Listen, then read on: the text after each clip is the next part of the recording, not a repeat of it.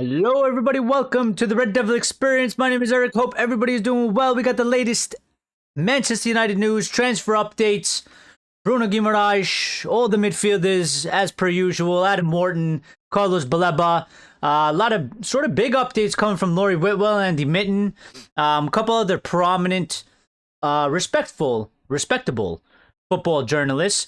We also got a little bit of an update around the manager situation. Some updates coming out saying that United have not held any talks with anybody at all. So we'll get into that. Okay, and we do have some big updates around the midfield. And we're going to have a discussion, and pretty much, I think a lot of us will be in agreement, but Manchester United need to sign 3 midfielders. I've made up my mind on this, 100% definite. There's no question about it. There is a little bit of an area to have sort of a bit of a discussion about what the possibilities are of that happening and what United could maybe do surrounding it. But I will just kick off the show by saying that, listen, for me, I've been trying to be real patient with the likes of Manuel Ugarte. I've given him a lot of time. But, over from last season, I gave him the benefit of the doubt. This season, I gave him as much time as possible. But for me, he hasn't done enough. He hasn't been enough. He just isn't enough. And, I'm looking to next season, and I want the club to make the best push we could possibly make. It's imperative that we do so. It's imperative that we don't slack this time, because we can't really afford to, okay? Because the last 2 seasons have been really sort of new lows back to back for, a numerous amount of reasons why. But we can't really go back to that. And, this season, with Carrick here and him sort of hitting the form he has, he's turned it around, and we look set to finish in a position that many of us thought would be very hard to do so before the season started, or maybe, some people said that it wasn't possible. I mean, some people were saying we would do well to finish 6th or 7th coming off of 15th finish place. We are in 3rd. We're still in 3rd. And we do have the opportunity, to sort of push on for next season. We are going to be back in Champions League. And we have this sort of massive midfield rebuild that's going to be very important over the next few years for our club, for our team, and sort of for our future. So we got that. But before we sort of go into all the details and start hitting all the stuff, please make sure you're smashing the like button. It's very important to the channel. I see people already got going on that front, so thank you. Greatly appreciate it. And if you're new to the channel and you enjoy the content or the community, make sure you subscribe. We're trying to get to 3,500. We're at 3,305. Ignore the counter. It likes to be delayed.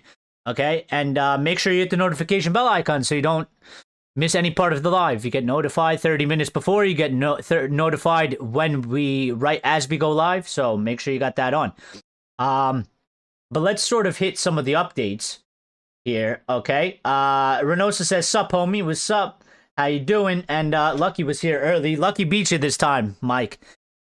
He beat you this time, Mike. He was here really, really early. As soon as I put up the show, Lucky was in here telling me he's going to ask me about films or tell me about films, which I'm waiting for him to do so at some point. So, but we do have some updates here in the meantime, okay? Maybe we'll do that in the back end of the show right before we end. But I just want to sort of start off with, before we get into some of the transfer updates surrounding Bruno Guimarães and Adam Wharton and Baleba and, all our usual suspects. I saw Laurie Whitwell today, and he was on TOT Devil's podcast, okay? And he was speaking, and he was giving some updates / opinions, okay? And he said on United's midfield plans, he said 2 midfielders is currently the aim, but when you factor in potential departures, it could be 3, especially as Manuel Ugarte has had a season of being ineffectual, which I have been saying this for, quite some time now. And I think it's very important that, it's been bothering me because there's a bit of distrust in terms of, maybe, our director of football and sort of sometimes the way Ineos go about things. Okay, one of the things is obviously that, last summer we were like, okay, we're going to get a 10, we're going to get a striker, and then many of us would like get a midfielder and maybe get like a defender and go pretty balanced and all around. And, what we ended up doing was we spent all the money on the attack pretty much. We got no midfielder in, which sort of left Ruben to the point of making sort of a makeshift midfield, I guess, because I kind of felt like the plan was always like, we're not playing a lot of games. We're not going to be in Champions League. We're going to have more time. So, we'll be able to sort of get away with it with this sort of makeshift midfield that, they sort of devised as a plan. Because I think that was between Ruben and Jason Wilcox as director of football. And as obviously, as we know, the way Jason does his job, he does go to Ruben and have discussions about how, maybe to set up the team or things that he's seeing and tweaks that Ruben can make. So I think that was sort of a plan made between them to have Bruno in that midfield next to Casemiro. It was, sort of a bandage over the whole thing. It didn't work quite well because, as we all know, we don't like Bruno there, and Bruno doesn't play his best game there. And, we've reverted to type, and it's much better in for what we have in the squad. Now, we all know Cass is going, okay? But there's little murmurs here and there that United are potentially discussing internally. Nothing significant, but maybe just a discussion or two. And maybe they're thinking about keeping Casemiro. I don't know how real that is, because a lot of the updates we're getting is that, this decision was made a long time ago. Ineos don't seem to be ones that sort of will backtrack on things like this. They haven't really done so. They might pivot and shift from something they've decided and go in a different direction. But from what I've seen so far from these guys, they have not made they haven't actually made a decision and then gone like backwards on it. So like for one would be an example of like, removing Marcus Rashford, for an example, like making the decision that he is no longer part of the future of this club. I think they've had multiple opportunities to sort of maybe, talk to him to try and get him back in the squad or maybe flirt with it. They haven't done so. I think even with the likes of somebody like, once upon a time at Mason Greenwood. Now, while they weren't here for the initial sort of decision to move him on at that time, I mean, they could, if they wanted to, try to get him back. They don't seem interested in doing so for whatever reasons that may be. I think the same is probably for Cass, but we are getting, there's updates that are saying, we're looking for the replacements of Cass and all this, and there's always one or two small updates coming from the fringes saying that United are internally considering potentially seeing if Casemiro would like to stay for another year. And I'm sort of split on this a little bit because I've always said Cass, like Maguire, I don't have a problem if they stay for another season. Obviously, you got to get the wages down. You got to give them like a 1-year contract extension, right? We've done that in the past. I don't have a problem with that if it makes sense financially and, it's good. The reason why I bring this up is because we keep getting these updates that United are looking for 2 midfielders and we're looking to sign 2 midfielders. And I keep saying, well, for me, there's just sort of an alarm that goes off because, yes, we need 2 midfielders, but we actually need 3. The way I keep viewing it, and the thing that's bothering me, is 2 midfielders is not enough because I don't rate Ugarte, and I don't think Ugarte is somebody that is useful for us in our current setup and the way we play. He was brought in for Ten Hag. He was brought in sort of for a different system. We don't play that system. And he's fairly limited. And having a player that's limited is basically as good as not having a player, which is what we have right now, right? Our current situation is we are already light a midfielder, okay? With the likes of Ugarte being limited, and he is. Yes, he's a body. Yes, you can sub him on. Yes, he can go into that position. But there's been a few situations through this season and matches where he is not the guy that when, our midfield is suffering, he is not the guy that is the answer that comes on and improves our game from playing in that midfield. So the way I view it is we have one midfielder, which is Kobbie Mainoo, which means that we need 3. Now, you could technically get 2 if you keep Casemiro.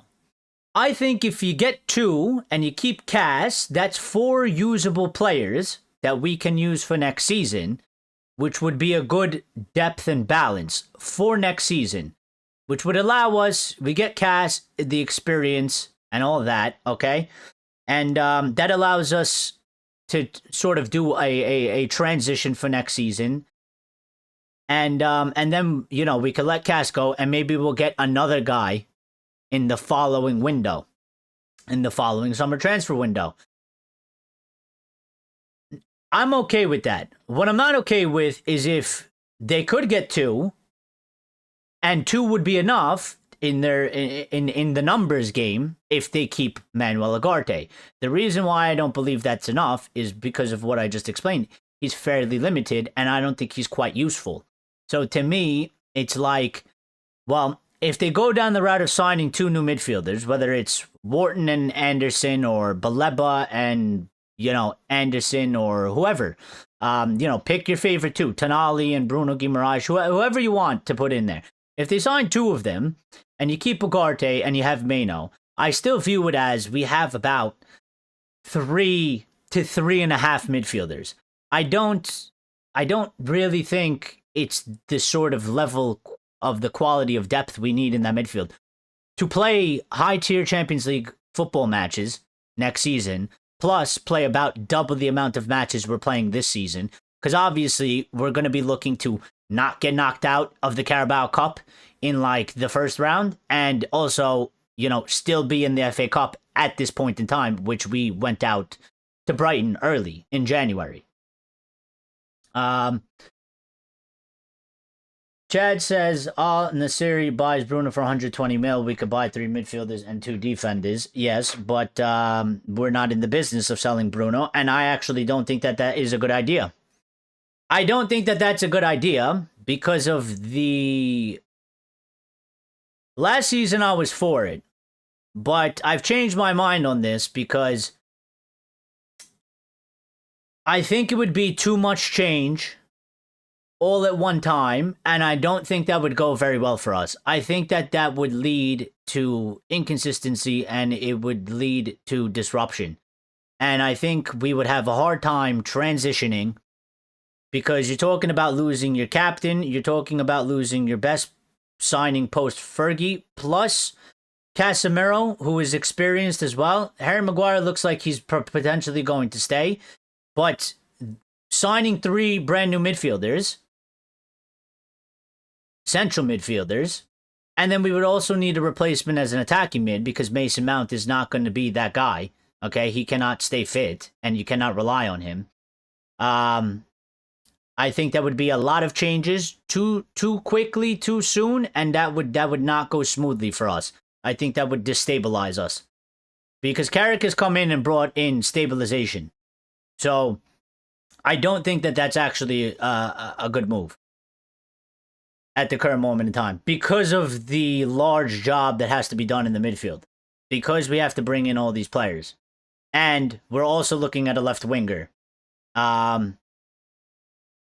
Now, the left winger, they said that we're probably going to go a bit cheaper, because we are going to spend a bulk of the money on the central midfield, which is it's obvious. I mean, you have to. They don't really have a choice, and we don't really have a choice. We are pretty much forced into spending a majority of our money on the central midfield. We don't have an option to do so. So, Mr. Wisha says, yo, I'm late. What 3 midfielders are we looking at? Well, United are looking at 2. as far as the updates we're getting. But I'm making the argument in the case that we need 3, and we should get 3, and we have to get 3. So I'm a bit concerned by sort of the updates that we're getting basically from the club, which is being pushed out to journalists, because it's always about 2 midfielders. Laurie Whitwell said 2 midfielders is certainly the aim. And my concern is that's not enough. And that's not good enough. That's not going to be good enough for next season. And we actually need 3. And we need 3 because Ugarte is not it. Ugarte is not it. Ugarte should not be staying here. Ugarte needs to be sold. It hasn't worked out. He does not fit us. He does not fit our team. And he just has to go. And we have to move him on. And so when you move him on, and if Cass doesn't get a contract extension, which it doesn't look very likely that he will, so, let's just say he's gone too, we're left with Kobbie Mainoo. And if we're left with Kobbie Mainoo, we need 3 midfielders because we need 2 players for each position. So we need 4. Chad says Tonali, Wharton, and Mateus Zarcho. I don't know who that is. Renault says, keep Casemiro. If they have doubts, they could pull a 3rd good midfielder. If they know they have all 3 locked in, let him go. And I think that's sort of the way that they have to go about things. But my problem is that I don't think it'll happen like that. In that I don't believe that Cass will get 1 more year. I would be okay with him getting 1 more year. Obviously, it has to be a very reduced wage, because it can't be at $340,000 a week. He would have to be willing to take that. I don't know if he is. I mean, I think he's already planning for the future. There's reports that, there's a number of clubs interested in signing him because he'll be on a free, and he might be set on that. So I don't feel like that's very likely, which leads me to the area of where I'm very concerned, because instead of Cass, if that's what happens, Mike, or Reynoso, whatever you want me to call you, if that's what happens, okay, Ugarte will be the one that stays. And again, I don't think Ugarte can stay. I don't think he should stay. We should be selling him. We should be moving him on. But they might do something where they've done sort of in the past. I mean, they kept Kobbie here. And they kept, even though I wanted Kobbie to stay, but I'm just using it as an example, they kept Kobbie, they kept Xerxes for depth. They kept them here knowing that they weren't going to necessarily maybe feature a lot or play a lot, but they kept them here for basically insurance to the squad. And I could see them doing something similar to Manuel Ugarte, where they say, we would like to get 3 midfielders, but we can only get 2. So instead of selling Ugarte, we'll keep him here for next season, and he'll be our 4th. And if they do that, I think that's very poor. It's very poor. He is not an option that we can rely on. He is not something that is going, again, because I look at it and I say, okay, I'll have 3 midfielders.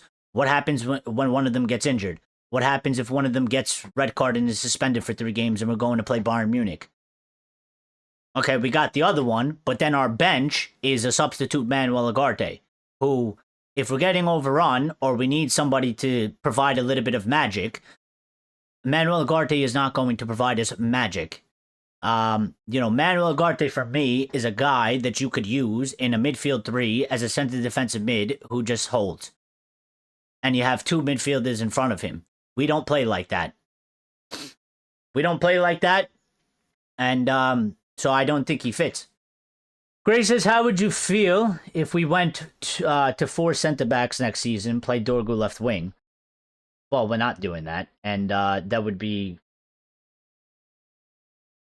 I don't see that happening, and I don't think I would like it very much, Grace. I don't think 4 centre-backs, I mean,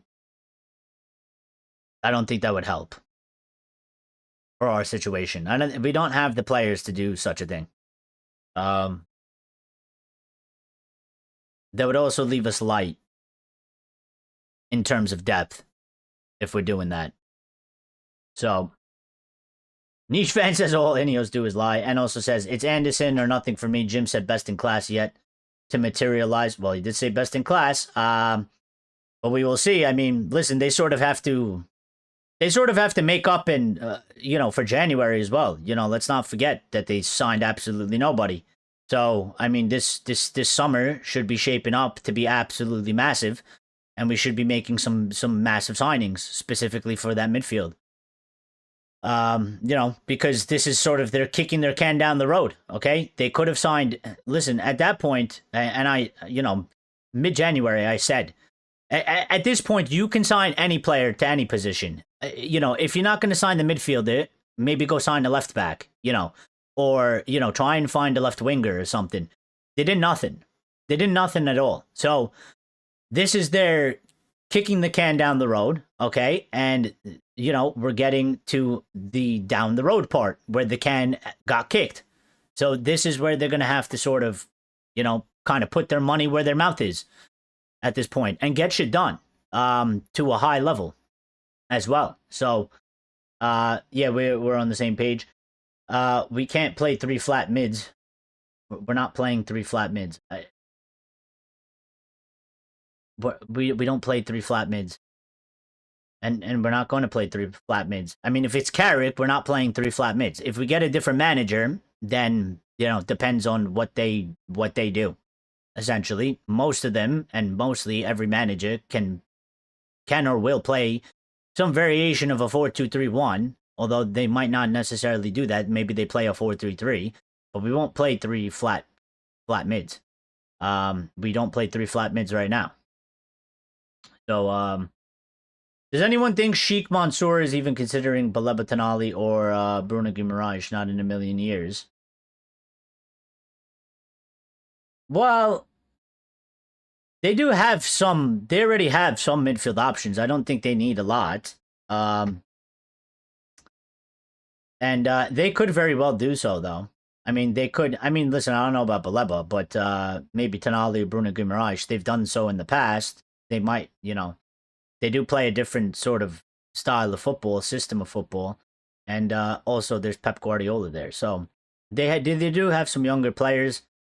I don't know how many midfielders they necessarily need. They might just decide that they only really need one. So, and they might not be considering them, but I would make the argument that, listen, just because they don't consider them doesn't mean that they won't be necessarily good for us. I mean, I like Bruno Guimarães, I like Sandro Tonali. I think Baleba, there's a bit of a concern out there for him, but he's young, and we've seen him play very well. We've seen him play not so well, so it could go either way, but we need to make the signings for that. Who is going to score the headers next season? Well, it should be Sesko. We only have a 6'5" striker that can literally jump the size of the goal. I mean, we should maybe be putting in crosses to him, like we did in that first half against who was it against? Newcastle? No, against Villa. Like we did in that first half against Villa when he wasn't on the pitch. That first half against Villa, like we needed. When he's on the pitch, why we don't do that, I don't know. I haven't figured it out. Playing Mino higher alongside Bruno, have a center back step up next to the DM like John Stones did. Well, yes, you can do that, but you need a manager that has that plan and idea. So, I mean, if we don't, like, again, if it's Carrick, it ain't gonna happen. As far as I know, because that's not, we don't see that. From the sample size we got from him so far, I mean, it's not, it hasn't been his thing. So it's a bit hard to go off of exactly, because again, we don't actually know. I mean, many people feel like it should be Carrick and it's going to be Carrick, but without any official confirmation or decision, I mean, it's a bit hard to point down. I'm sort of going based off of, what we're doing under Carrick right now. But, I mean, if you get, a different manager, well, they'll have a different plan, and they'll have a different setup, and the team will play differently. Not too differently, and while it shouldn't at least, but, I mean, they will do things different, and they might want some different players as well. So, I think we need a Dorgu profile on the right-hand side. Thoughts? Um,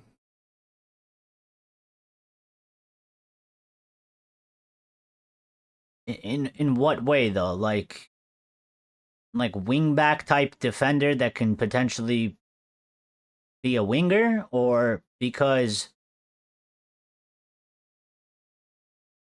I know we need probably a right back, we need a left back. I don't know if we're gonna get these things, particularly this upcoming transfer window, because of the midfield and the amount of money we need to spend in there. We should be able to spend a good amount of money. I think we should be able to spend 200, 250 million. With the money coming in, the money, from the Champions League and stuff like that, and even some of the player sales like Rashford, Casemiro, if he goes, getting the wages off. Mason Greenwood, if he gets sold, we get 50% of that. So if he goes for a high fee, if he goes for 60 million, we're getting 30 million. That should be pure profit. The money for Rashford is pure profit. So we should have, we should be able to be a lot more free and spend a lot more.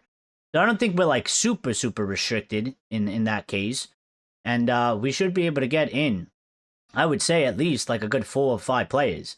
I think maybe in some areas, and this is where the scouting department comes in, and this is where sort of our data analysts, which supposedly we've improved, and, we hired this guy that was in, I believe, F1 or something like that, Michael, I don't know what his name is, Sensori or something like that, who is the chief data analyst now, and he's revamped the whole thing.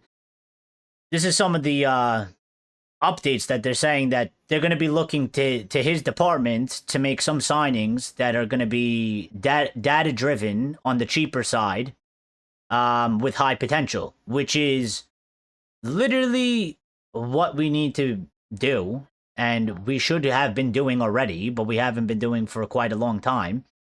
And if they could do that effectively, I'm here for it, because I keep asking them and I keep saying that we need to do signings like Senny Lemons as well.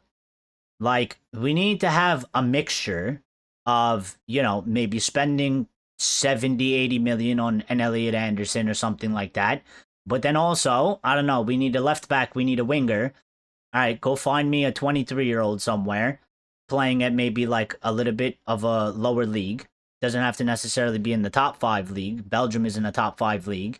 Okay, sign him for 25 million or something and get him into the team and see what he can do. It's a sort of a low risk gamble, but you can take that gamble.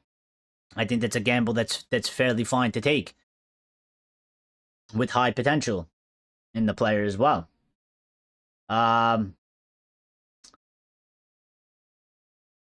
They can mark Sesko like they doing this season. The way Cass attacks the ball is different.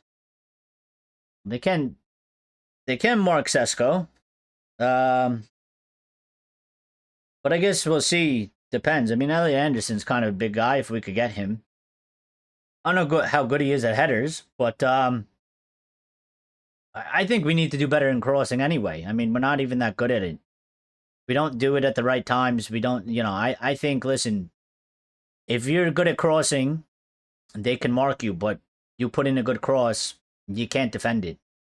The striker, if he's positioned properly, you're going to score goals. So I think we need to improve in that area anyway. Some teams out there, okay, they're a lot more taller and a lot more physical, so maybe those matches will be quite difficult to score headers or from crosses in those games, but not every game and not every team is like that. So that's where the versatility comes in, and that's where we have to mix it up throughout the matches. But I do say that we are fairly underwhelming in that department. The crosses are not great. The decisions when to put in the crosses are not great. And I think that sort of affects Sesko as well, because I think a lot of times, he sort of wants a cross and it doesn't come, and then he ends up not being in the position for them. And I see it a bit as a dysfunction of the team, and that has to be straightened out more. I mean, they gotta become sort of elite at that, and we're not. So they have a lot of improvement to do in that area anyway. Just sort of like how we've came a little bit, we've came a long way with sort of set pieces and corners. Okay, if you go back like 5 or 6 years, 5 or 6 seasons, we were absolutely shit at set pieces. Dreadful. I think we were one of the worst teams in the Premier League in set pieces. I forgot the record, but we had a record for not scoring a goal from a set piece. It was fucking ridiculous. Now we're quite threatening, and we're actually quite good at set pieces. We're scoring a bunch of goals from set pieces. When we take corners, they're dangerous. Okay, we've come a long way from like 5-6 seasons ago, from where we were to now in set pieces. The same thing has to happen with the crossing, because we've been sort of dreadful at crossing for like a long time, and or the lack of crosses from the team in general over the past few years. Baleba maybe not. Based on the last game, Carrick's in-game tactics is suspect. Well, the thing is, I mean, he is inexperienced in that way. Okay, and that's sort of one of the, I would say, I guess, pitfalls of having a guy like that. Does he understand Manchester United? Sure. Does he, he gets the club? Okay, yes. But, at the end of the day, his highest experience as a manager is Middlesbrough. And he's only been managing for so long. It's only been a couple of years.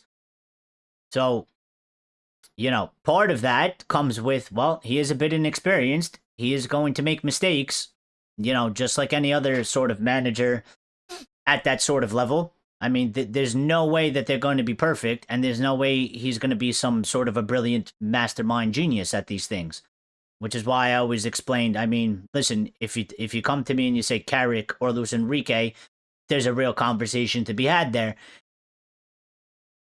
Maybe you can make an argument for somebody like De Zerbi, who's been managing longer than Carrick, or an Unai Emery, okay? There's some things that they would do that they've learned that Carrick maybe hasn't learned yet, because he just doesn't have the amount of years in and learning from things as he's doing things. But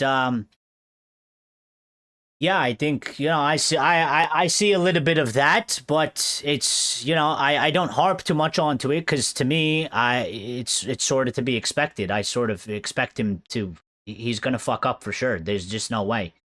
He doesn't have the level of expertise to say he should not fuck that up. Whatever it is, whether it's subs or tactical adjustments or something, he's gonna get things wrong. It is a byproduct of him being the level of manager that he is, with the level of experience that he has. So, Gray says yes, wing back, winger hybrid.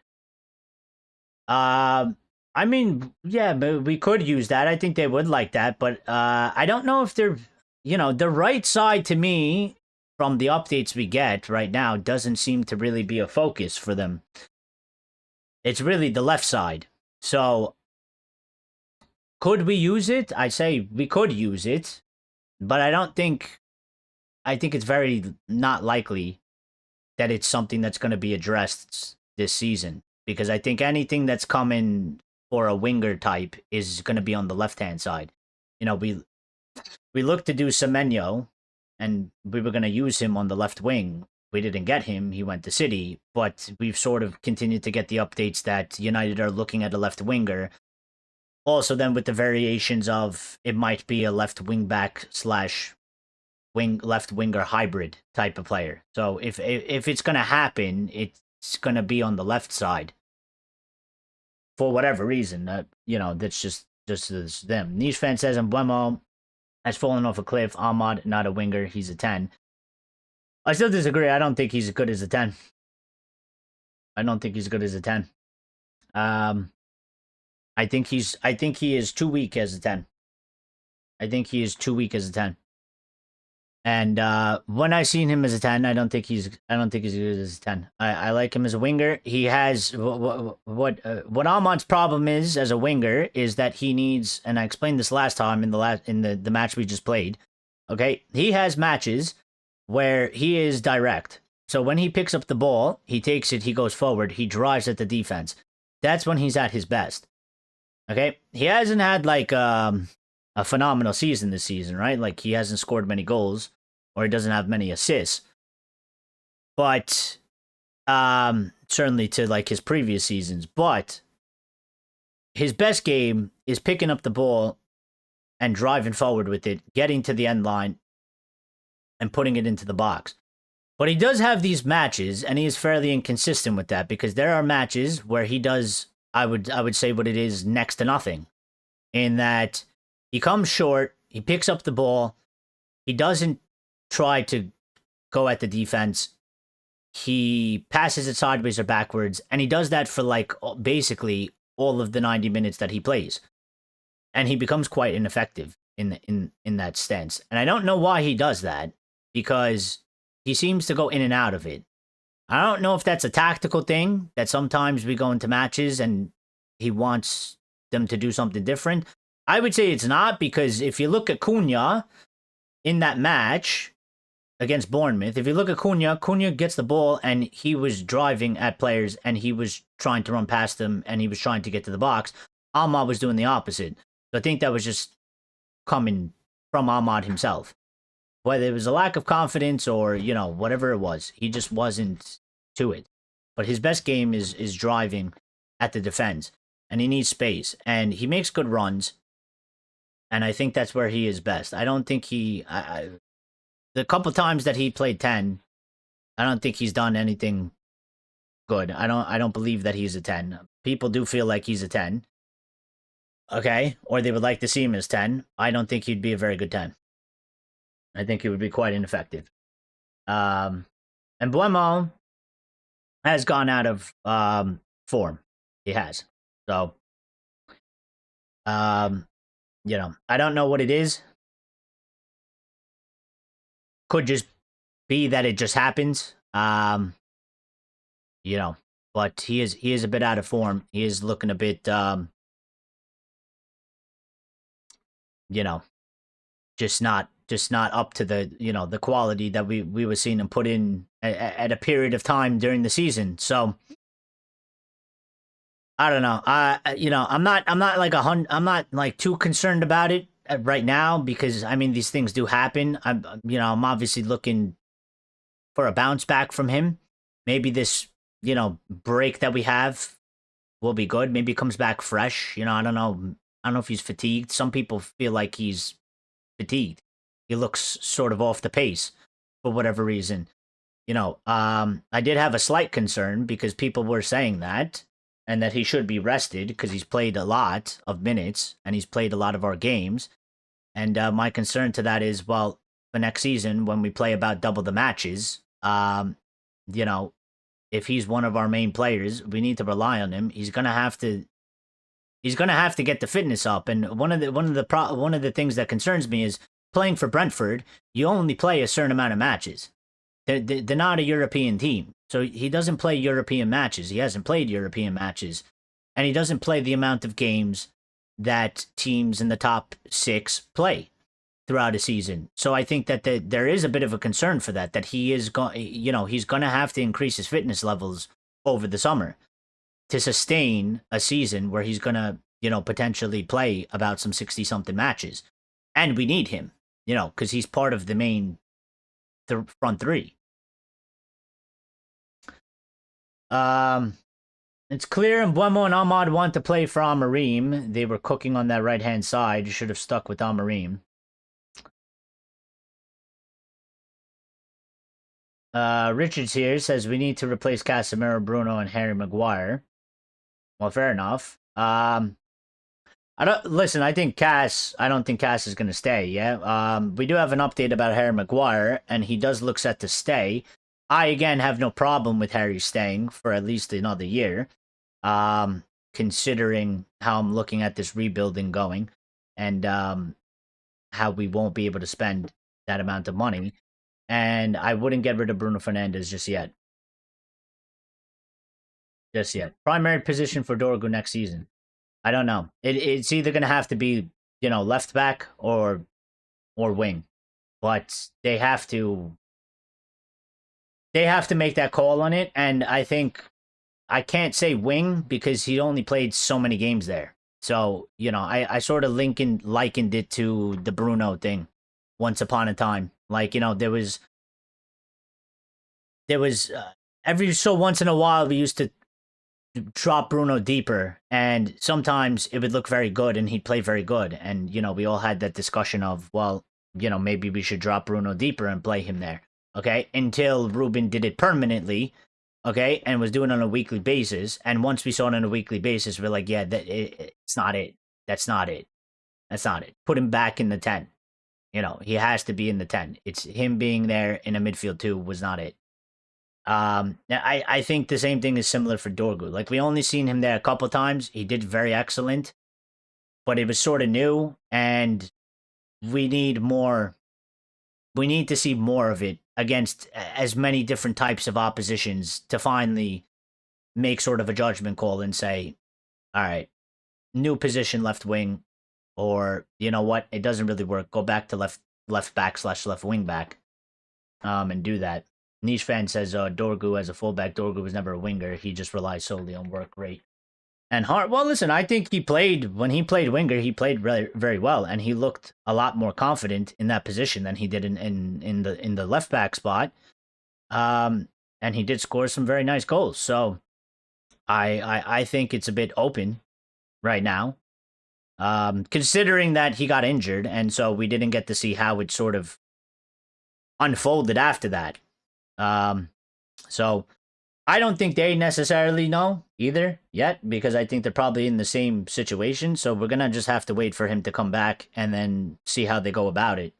Maybe it was a temporary thing that they were doing because, again, we are sort of a bit short in the winger position.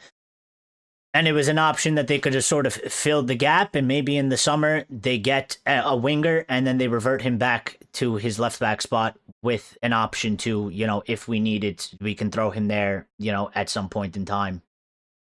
Whether it's like injury, tactical, or just like suspension or something, we need him to play there, we could play him there. So,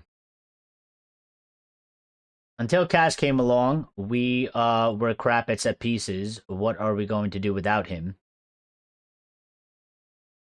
Yeah, I mean, I don't necessarily put it all the way down to Casemiro, but he is very good target at the at the set pieces. Listen, we are going to miss things. I've been saying this, and I think it's quite clear and fair. There's just going to be some things that when Cass goes, we're not going to be able to replace it with whoever we sign. It doesn't matter who you sign. They're not going to be able to replicate some of the things that Cass does, but they're going to have to fill some other holes that Cass hasn't filled himself currently, or can't fill himself currently. They're going to have to fill the other holes. And hopefully that sort of just strikes a bit of a balance. We might lose a little bit somewhere, but we might gain somewhere else. And that's really all we can do. Because, I mean, again, at the end of the day, we could keep him for another year, but, eventually we still have to replace him. He's still going to get a year older. He's still going to end up retiring. We're still going to have to end up moving on. So, it is the life of football. Our job is to go and find somebody or a player or players to add to the squad to give us a boost in things that we are lacking right now, and maybe sort of make up for it and balance it out a bit, in my opinion. Niche says Casemiro is literally the best player, and he's 2 years away from drawing his pension. We've got 2 world-class players, Casemiro and Bruno Fernandes. Yes, and listen, I think, I still look at the squad and I say, everybody loves to have the world-class players, and everybody wants the world-class players, and everybody makes a big deal about the world-class players, and I get it to a certain extent, but I always viewed in levels, and I'm looking for next season. Like, let's just. I think we built a decent. We have like a decent core of group of players right now. I think we need to expand on that, make it stronger, and more viable options. Let's expand on that for next season. Let's make it even stronger, and hopefully that, I believe that that would be enough to sustain us to a certain level in terms of we'll stay in Champions League, we'll have like a good Premier League campaign, and then take the next step up again after that the following season until we reach a point where we are very stable. For me, it has to be like over the next 2 to 3 seasons. Like, we have to stay consistent and we have to stay stable so that we can actually get to a point where we are actually very attractive, and then we have the money and not destroying our finances all over the place, and be in positions that we've been in the past couple of seasons, so that then we can then actually get world-class players. In the meantime, we could also potentially develop some world-class players, but we can also be in a situation where we can actually go into a transfer battle with some teams and actually beat them to world-class players, because we haven't really been able to do that over the past sort of couple of seasons. So I think we do need to continue to sort of do a little bit of what we're doing. Like, are all the players we have world-class? Are the players that we've bought, are they considered world-class? No, but I think they're strong candidates for, a strong foundation of a group of players, a core, and we definitely need that. And I think we need to solidify that a little bit more. And that's not to say that, like, they're just like bang average, but just continue to build out the team a little bit more so that we can just stay at a consistent level. And I think if we can say, our thing is if we can stay consistent, and we don't go up and down and jump around, and we have one season we finish in third, and one season we finish in eighth, and then we finish in 15th, and then we go back to third, and then we go back to seventh. If we're not doing that, if we could just stay in the top four, if we could stay in sort of title races, if we can go far in Carabao Cups and FA Cups and the Champions Leagues, and like compete consistently over the next 2 or 3 seasons, by the end of the second/third season, we'll be in a very good place to be able to get higher quality players. So we need to make sure that happens. Chad says, I don't know what we would be without Kaz. He had one bad season. Luckily, Mano came in that season and last season. He found form. This season is a reminder that to the world that he is a natural winner. Well, I mean, yeah, listen, I mean, who knows? Because, I mean, if we didn't have Kaz, depends, I guess, who we would have instead of Kaz. So, and, that's just like, you could go all over the place with that, because, I mean, it really depends on the player. Like, could be totally worse. We could be way worse, depending on who it would have been. If it wasn't Cass and we ended up getting somebody else, could have been way worse, especially with the way, with their track record. I would sort of lean into that camp. Maybe we'd be all right, but it's very unknown. It's one of those things like, like Kanye said once upon a time, not to be controversial or anything, but that famous line that he says when he's like, everybody would like to know what I would have done if I didn't win, and he's like, I guess we'll never know, and then he just walked off the stage. I mean, it's a bit similar like that. Like, we'll never know because it didn't happen. Richard's back. And Richard says, Michael has been good, but needs to go at the end of the season. You think so? But for who, though? Because I've been having this sort of conversation, okay?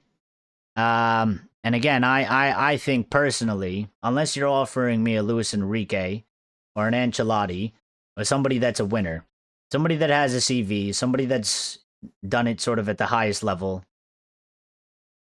experienced in Champions League, experienced in managing big teams, it's very hard for me to see the way Carrick's performing and you say, yeah, Carrick, you've done a good job, but we're going to go and get Roberto De Zerbi, who's basically done fuck all. He has a few more years in managing than Michael at some other teams, but, what level of a manager is he? And I was thinking about it today, and I was like, you know what? I was like, actually, De Zerbi is a good manager for somebody like a Tottenham, who are on the floor and have about like zero expectations. He's good for that. He managed Brighton. He managed Marseille. What is Manchester United? I think the thing that Carrick has over these guys is that he knows the club. He's not taken aback by the pressure. He's not, he knows the club in terms of expectations and stuff like that, and what the club means.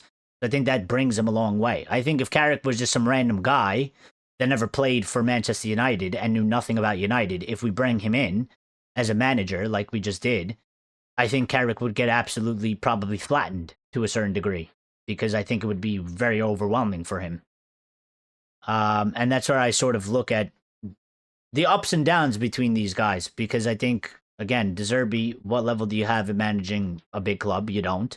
Okay. Roberto Martinez was one that was named once upon a time. What is he? Areola, same thing. I like his brand of football, but what level of manager are you? Glasner, same thing for him. So these guys that I deem sort of at the lower level, I mean, with the way Carrick's come in and sort of stabilized the club and has gotten results, I find it a very hard argument to make, to say that Carrick should go and we should go and get it and end up with the De Zerbi, or we should end up with a Roberto Martinez, or an Areola. For me, it doesn't really do it for me. If you tell me, well, if it comes down to the end and they say we could keep Carrick or we could get Luis Enrique, well then, okay, I can understand, because it's Luis Enrique. He's a certain level of manager. If it was him or like Hansi Flick, I get it, because it's Hansi Flick. I think maybe Julian Nagelsmann, because he's a young guy and he's managed already at some big competitions and some big teams. Maybe he has a say in that conversation out of the ones that are sort of available. But Niche Fan says, I want Don Marine back. Well, he ain't coming back, is he? Without Kaz, Bruno has no record. Well, that's not totally true, is it? Niche Fan says CR7 is lining up on Marine to manage Almeida. Well, yeah, I think he's going to go probably back to the Portuguese league. You might be waiting to see what happens with Benfica. You might be waiting to see what happens with Benfica, because Benfica might move on from Jose, and he did play for Benfica. So let's just sign Neymar. Why not at this point? Just better than Cunha anyway. He definitely won't be better than Cunha. Definitely won't. I mean, Neymar, first of all, he's literally paper mache, and he won't be available for his sister's birthday because he never is. So Richard says, I want to watch Kai Rooney and Jack Fletcher play. Well, hopefully, maybe next season they could get some opportunities. I think Kai Rooney is a little bit how old is he? He's a little bit still too young, no? To really get that opportunity. Although we do have high hopes for JJ Gabriel next season, because he is performing exceptionally well. Okay, I believe he has 23, 24 appearances. He has 21 goals and 3 assists in all competitions in the youth setup this season. And he looks like one that should be getting some opportunities next season at some point, somewhere. So without Cunha, we would have lost our last game. Let the Fletcher kids play. Yeah, I think next season, it may be even at the end of this season, depending on how the rest of the games shape up. I mean, if we come back from the break and we can sort of, pull away from some of the other teams, maybe, in the last few matches of the game, maybe Carrick will give some opportunities to some of the kids, like the Fletcher twins. But obviously right now, the way it's set, I would like to see Shea Lacey come back into the squad as well.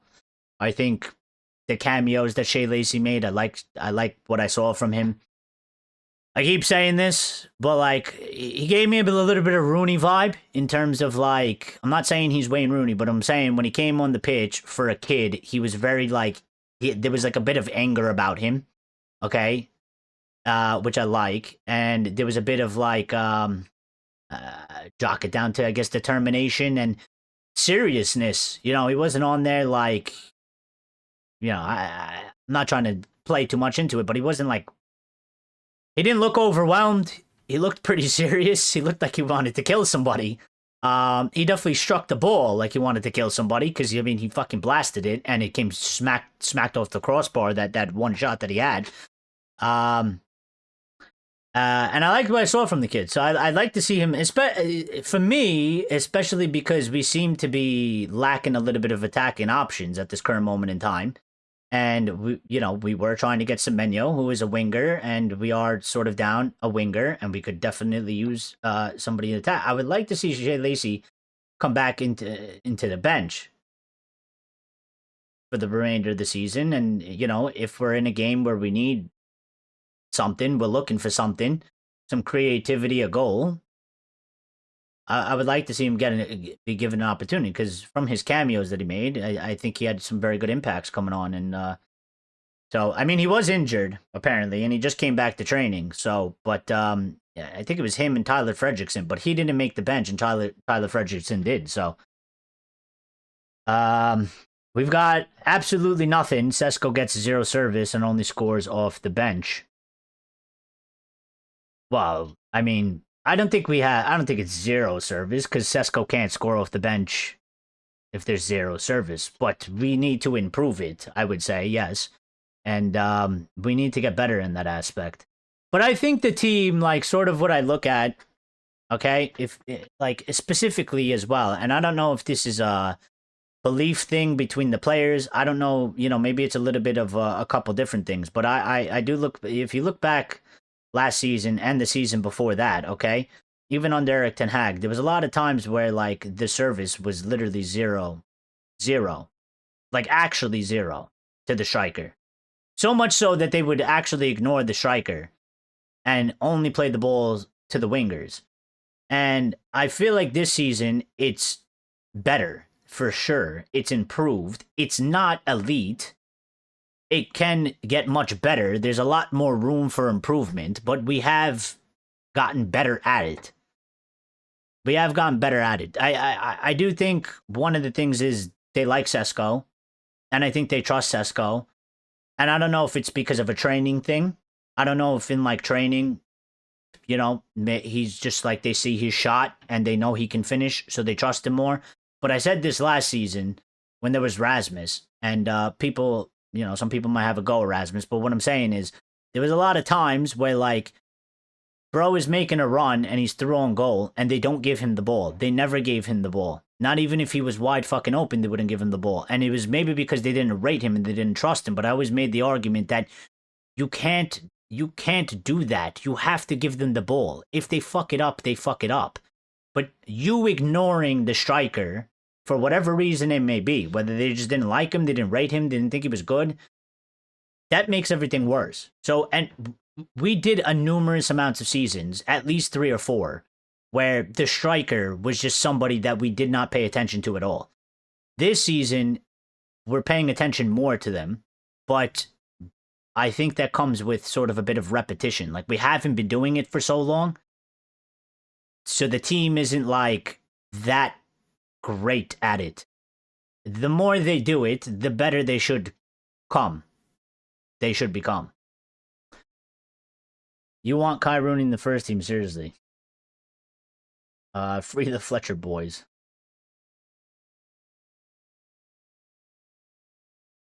Yeah, I don't think, like, they should be starting or anything like that. I think they should be getting, like, opportunities in, like, you know, maybe a Carabao Cup or, like, a, you know, FA Cup first round or something like that, or, you know, when we can, you know, if we go, one of my things is always, like, you know, if we're in a match, and for example, like next season, we're in a match and we're home and we're winning 3-0 and it's like the 65th minute, put one of them on. You know, give them 25, 30 minutes. Why not? Let them get some experience. Let them get a feel for it. You know, they shouldn't be starting. They can't start. They're not good enough to start, and they can't really be mainstays. You know, they can't be like players that we really rely on right now because they're not there yet. There's steps. There's steps and levels to that. First, they gotta make their little cameos. They gotta prove themselves. They gotta continue to perform and grow at the level that they're playing right now, and work your way in.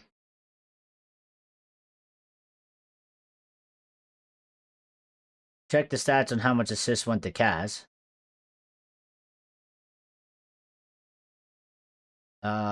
Not now, but in the future, Fletcher Kid's going to make the Neville brothers look subpar. We need to achieve and maintain UCL. We need Elliot Anderson. Well, I would like Elliot Anderson, and I think he could be good, but there's obviously the competition from Manchester City, so there's only so much we could do. I mean, again, we can't kidnap Elliot Anderson, throw him in the back of a trunk, hang him over a balcony like Suge Knight, and force him to sign a contract.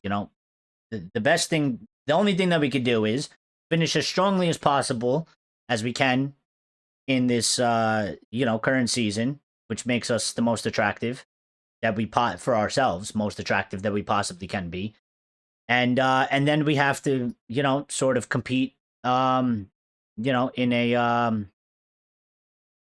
like contract wise, like project wise, to a certain degree. Like we have to offer him a decently good amount of money. It has to be competitive. City will obviously be able to offer him more money, and we won't be able to, but we need to make it enticing. We need to make it interesting, and if we don't get him, I mean, it'll be disappointing, but it's a part of football, and this is also why, like, the club has to do, its job in terms of shit like this happens in football. You're not always going to get the main best target. It happened under Fergie. It happened under, it happens to loads of teams. It happens to every manager. But there's always another guy out there. So that's where the whole plan comes into play. So, if we don't get Elliot Anderson, it's just kind of have to be, it is what it is, but we're going to have to move on to the next best thing. And that next best thing better not be, it has to be close to Elliot Anderson. It can't be like a massive drop-off, which is what used to happen to us back in the day because we didn't really have plan B or C. We had plan A. Plan A went to shit, and then we panic, and we go and sign some bum for fucking 80 million. I will say to Ineos' credit, they don't do that, or they haven't done so far. So I don't really expect them to do that. There is some instances, though, that, they're not going to get everything right. They haven't gotten everything right. And, I mean, if you look at last summer, okay, we were told from the very beginning that Jason Wilcox made Liam Delap the number one target, okay? And we didn't get Liam Delap because he rejected us. And thankfully, he rejected us because he is Liam the crap, okay? And I would rather much have Sesko than Liam the crap, okay? So we got lucky on that front because if it went Jason Wilcox's way, we would have Liam Delap. And if we have Liam Delap, I don't think we have Sesko because I don't think we were getting two strikers. And we certainly didn't sign two strikers. And we signed one. And we signed Sesko for a large amount of money as well. So we spent money on Liam Delap. I don't think there's money to get Sesko. And I don't think they would have got Sesko. And the other one was who was the other player that they wanted? There was another player, I can't remember who it was. There was another player they were in for, and didn't go our way. And thankfully it didn't go our way because they haven't been a good signing either. For whoever it was. I can't remember who it was though.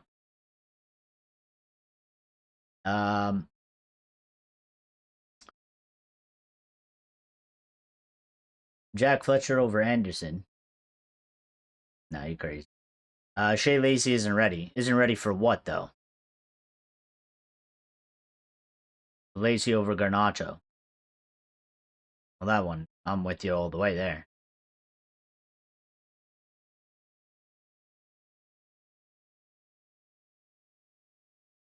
Shea Lacey isn't ready. Ready for what though? I'm talking about I'm talking about getting Shea Lacey in some cameo appearances.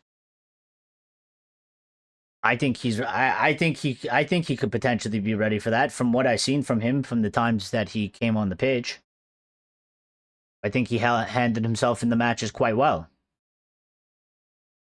So, is he ready for us to rely on him like full time? No, because there's more to prove first. You gotta go through the process. But I think even in this situation, again, we don't have backups.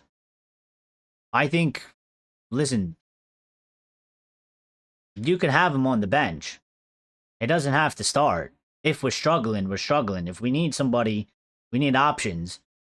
We don't really have options. He could be an option that we could use. Put him in for 20 minutes. See what he could do. I think he's done pretty good when he came on. So I don't think he's like that far away from it. I wouldn't rely on him to start week in, week out. I think that's way too much too soon. I don't think he's ready for that. But in terms of having him on the bench, maybe using him for 15, 20 minutes if we need something. You know, Arsenal are using a fucking 16-year-old.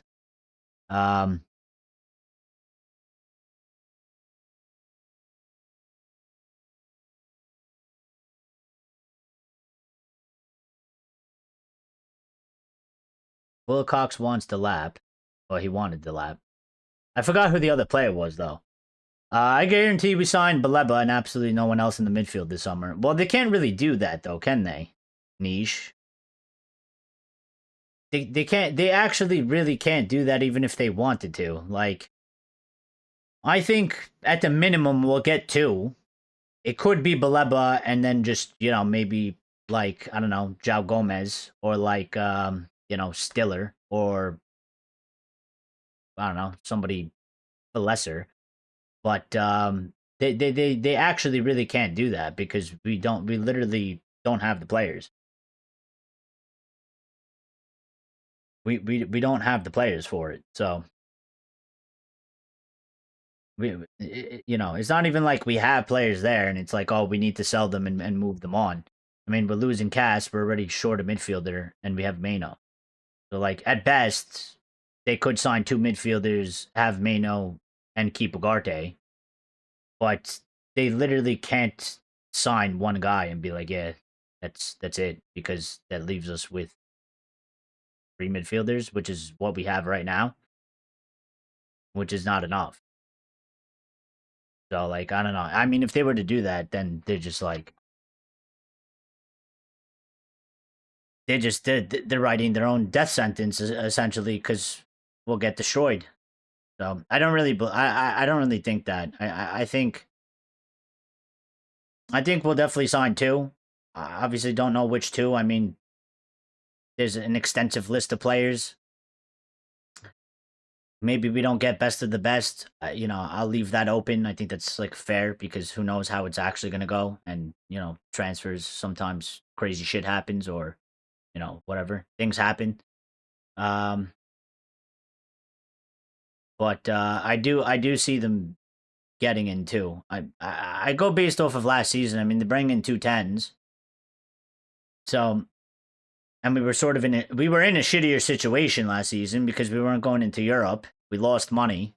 This season way better. Like we're finishing in Champions League. We're going back into the Champions League, and so I think they will sign two, at the very least. I think they need to sign three, but you know, we'll see how that goes. Delap is like Lewandowski. He's nothing like Lewandowski. We don't need cameo appearances. We need proper wingers. Yeah, for next season. I'm talking about this season, though. I'm not saying that I'm not saying that that's a fix, Niche. I'm talking about the fact that right now in our current squad, there's no attacking options besides either Sesko or Xerxes. Really. I mean, if you're starting in Buemo, Diallo, and Cunha, there's nobody else in attacking options. So, if you start Sesko, then you have one winger. Okay, well, we need somebody else. So right now, I would like to see Shea Lazy come back into the squad in a substitute role and use him as a cameo for the remainder of the season, because there's been matches where we need a little bit extra oomph. We need something different in the attack, and we don't got nothing. So I don't see why not take a chance on the kid. He had a couple cameos. He did well. He did good. Let's see what he's got. There's only 7 matches left in the league for us. See what he does. I'll have a preseason. And then in the summer, they're looking to address the wing position. So they'll probably get somebody else as well, which we needed anyway. We need someone young and British. We need, no, we need good players. I don't care where they're from, realistically. Although Premier League experience does help. But Rashford knew how shite we are. He could have been their best English player ever, but wasted his time with us. Huh? Bro, I don't even know what you're on right now. Marcus Rashford was walking on the pitch.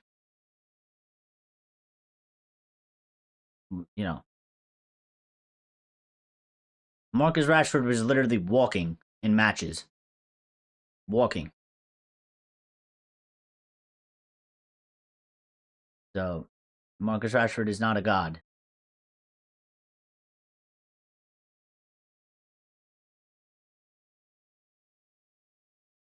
$100 says it's just Baleba. They will say they're bringing in academy players to fill the gaps. I'll bet you 200 that it's not just Baleba. It literally cannot be just Baleba. I'll bet you 200 right now. It will not be just Baleba. Cannot be just Baleba. It's literally impossible. If they do that, then it's like, I don't know, they might as well just resign. It literally doesn't make sense. Like, they can't. They can't. It's not like they're keeping Cass and they're keeping Ugarte and we have Mano. And they're like, yeah, we're going to sign 2 midfielders and sell 1. Like, they literally can't. If they do that, then we're fucked.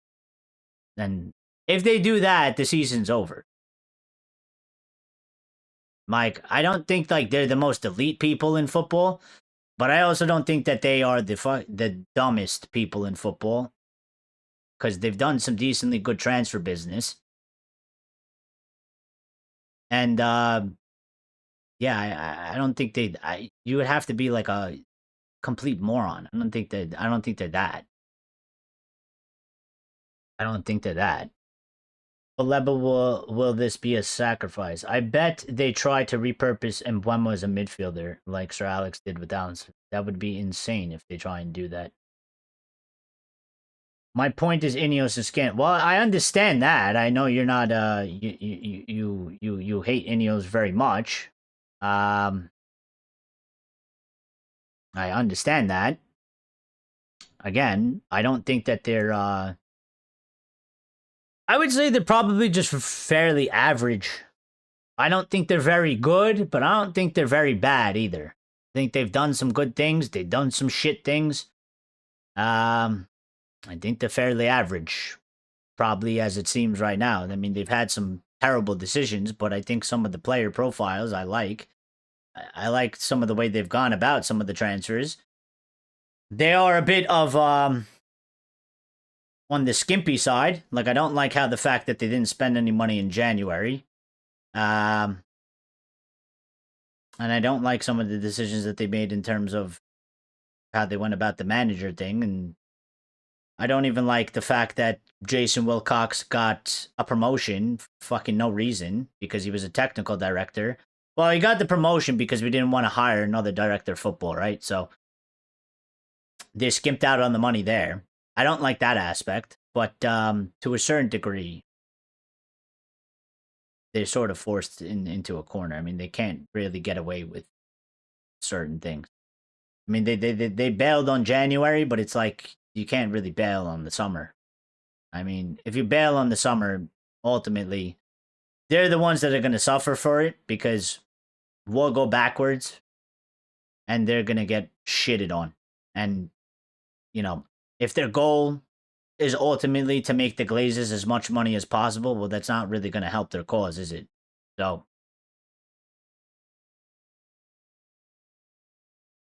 Rashford isn't a winner, never was, and it showed in his mentality all throughout his time with us. He was walking because the whole organization was garbage. He said so when he went to Barca. Yeah, well, like, to me, that's not an excuse. So,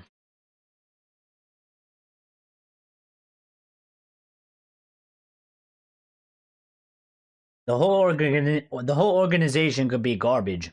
You have a responsibility as a player when you put on that shirt to at least minimally fucking run and care. So, you know, and I'm not here for people that have bad attitudes, which is what he had. But this is why I asked for him to go because he needed a fresh start and we needed a fresh start away from him. So, all the videos I did while he was here, I said it on a video basis. He needed a fresh start. It'll be good for him. He'll get out. We needed a fresh start. It'll be good for us. It has been so for both of us. And that's just the way it is. His time was done. When I see a player that comes from the academy, if he's so dismayed with the organization that he has to walk on the pitch, there's an issue there. The club could be at fault, sure, but also, I mean, he has personal responsibility. So he's still on the pitch doing those things as well. You know, there's certain ways to handle situations. And I don't really believe in that. So I don't really believe in the way that he went about things. If I was a player, I wouldn't do that because I know that there is a personal responsibility on me.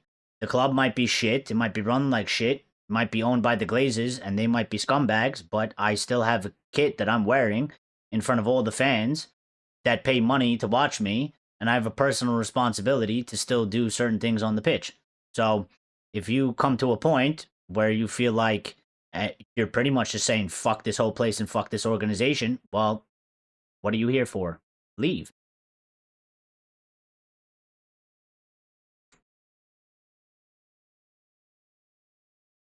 Um,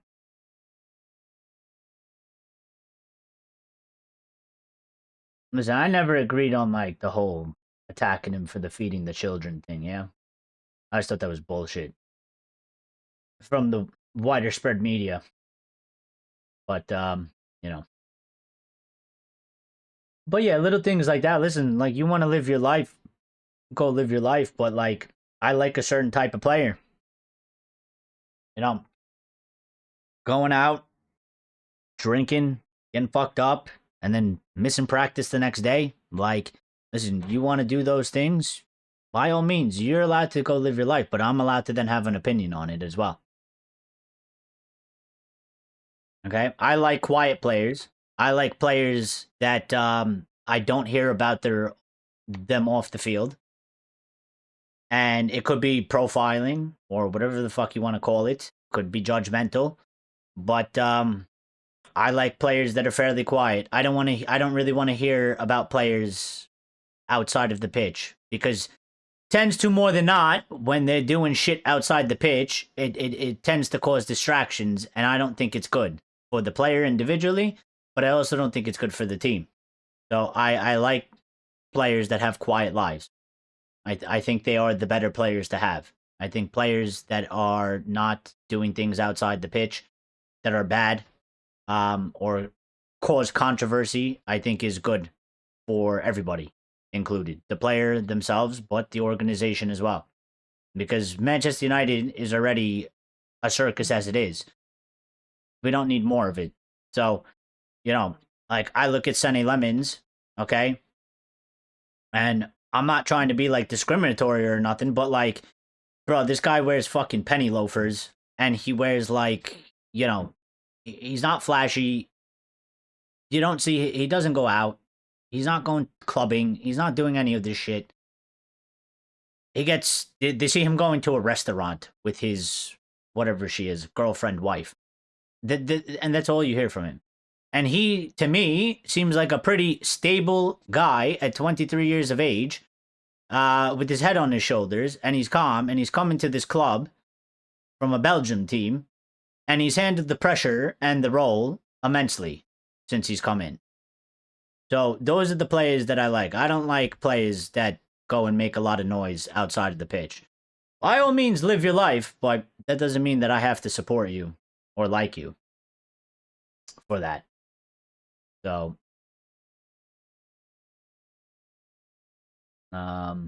exactly what Eric is saying. No true winner behaves that way. They deliver and then put in a transfer request if shit doesn't change.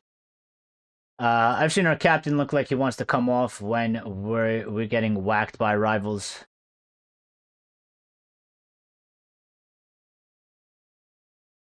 Yeah, but he doesn't, does he? I mean, he's played through injuries. He always plays 90 minutes. It's just his it's just sort of his moaning, isn't it? It's just sort of his I don't know what they call that really. His body language, I guess. He gets so upset. But I haven't seen that from him, like I think that was a lot more present a couple seasons ago, yeah. The team was so bad, his teammates were so bad. You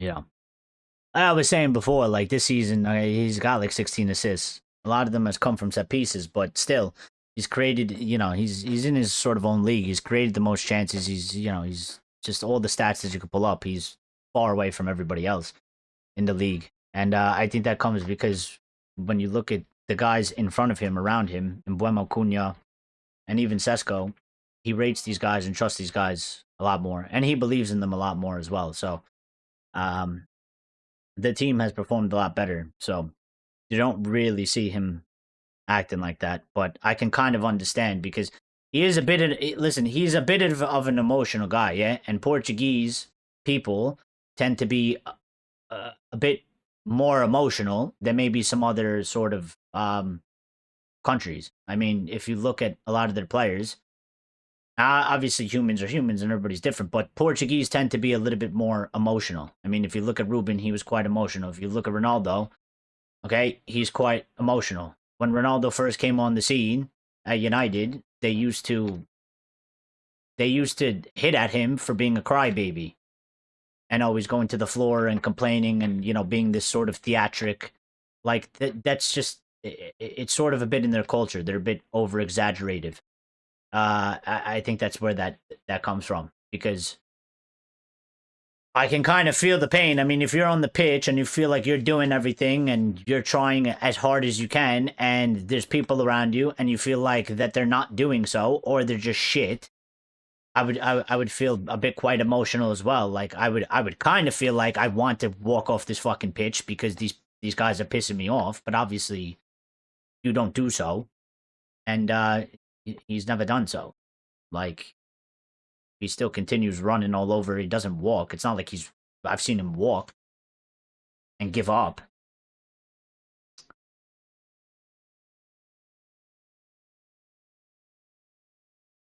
Why talk crap about the best player ever in the Prem? Ballon d'Or candidate. Does not give 100%. Rashford also played through injuries. Yes. And I think that was down towards Ole Gunnar Solskjaer. And look how that ended up for him anyway.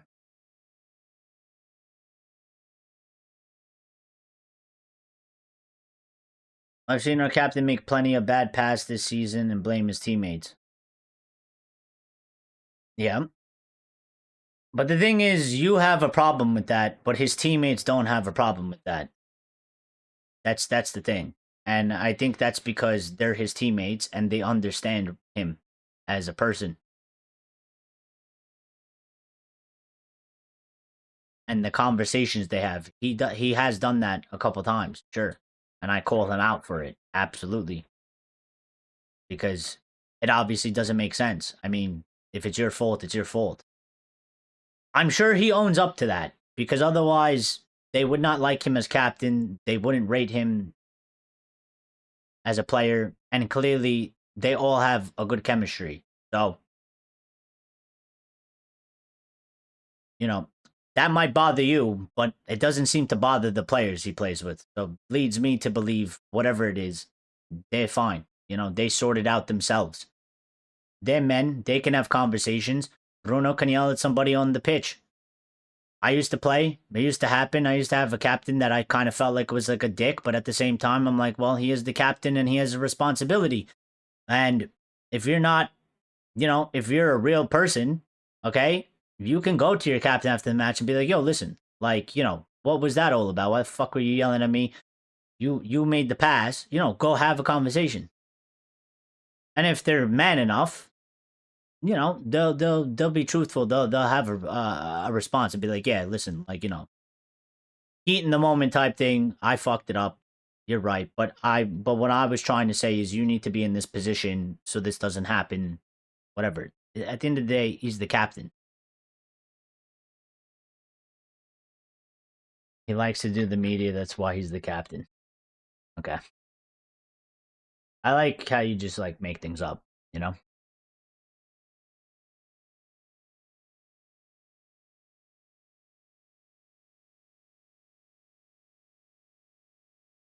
I like how you just make things up. All right, but we did have a very good conversation. Let's do some of the news, okay? Bruno Guimarães. All right, we got this update from the Manchester Evening News. Manchester United are keen on the move for Bruno Guimarães for three key reasons.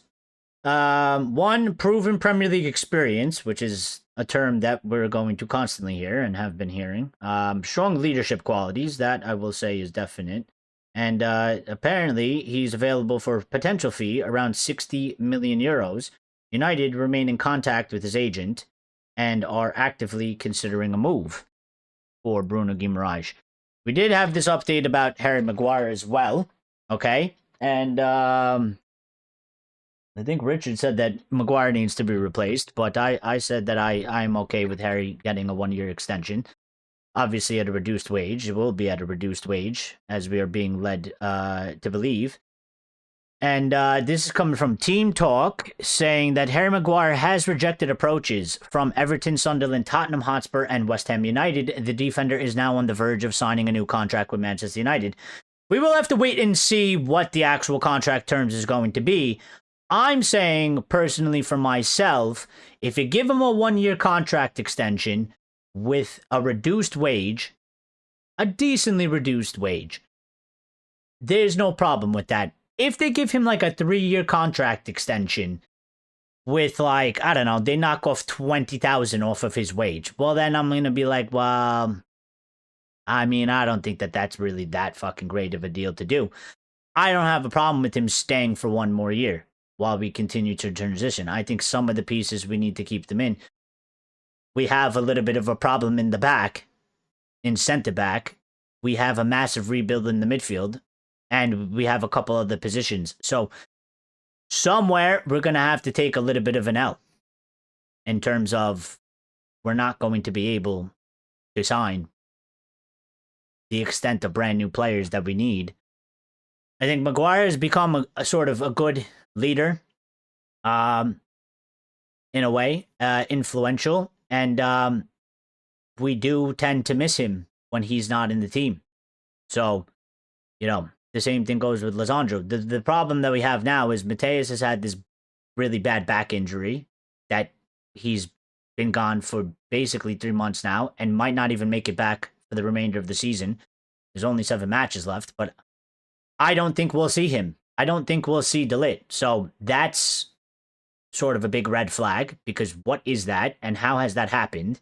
he's had sort of an extensive bit of an injury list, and he's 25 years of age already. So there's always a concern that it could get worse as he gets older. And Lisandro he's had bad luck and 2 bad injuries, and he's got injured, small one, but he's got injured again, and he's been gone for the last few matches. So he should be back for the next match when we come back in April. But there is a bit of a concern there, because how fit can he stay? How fit can De Ligt stay? And Maguire gets his own injuries anyway. We then have Euro and Heaven. So,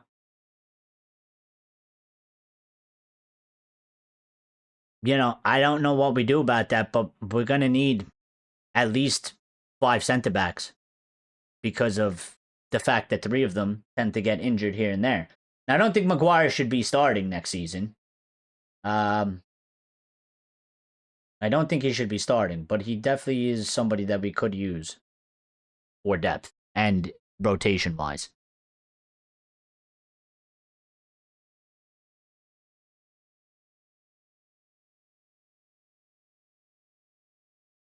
Keane said he's not a leader of men. I'm not making that up. I know he said that, and Roy Keane's entitled to his opinion, but I don't have to agree with Roy Keane. And Roy Keane says a lot of things.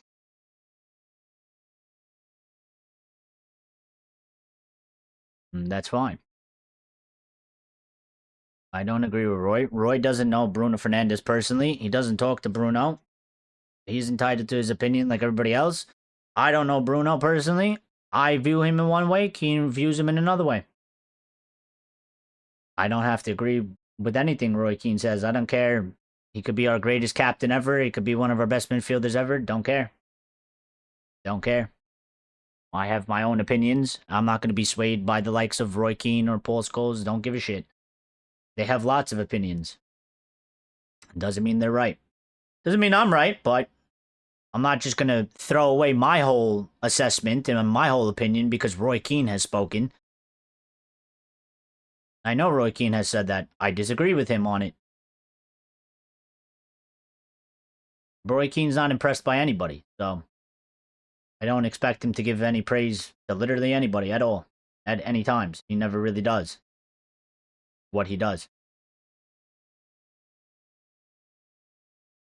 We did get this update, but this is not like this is like a very small fringe source, so don't even take this seriously in any way. But there was this report that came out by RTI Esporte. I don't even know who they are, okay? But they got 2,000 followers on X. And there's some sort of I don't know if there's Spanish or Brazilian outlet, okay? But they said United have held internal discussions about keeping Casemiro at the club beyond the end of the season.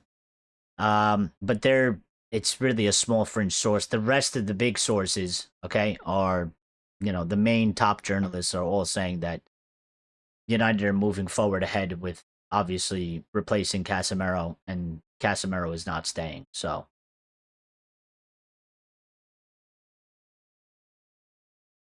I think we will need a centre back, but silver lining is we are closer and closer to seeing long-term project of Euro and Heaven being our choice starters. Well, that is sort of the plan, isn't it? They're there for a reason. Euro was definitely bought for that, and so is Heaven. And at some point, these guys are going to have to sort of take over. They are still a bit fairly young. But listen, it could happen next season. I think right now they're still a bit shaky. We've seen Heaven and Euro play next to each other. They're obviously together as a partnership.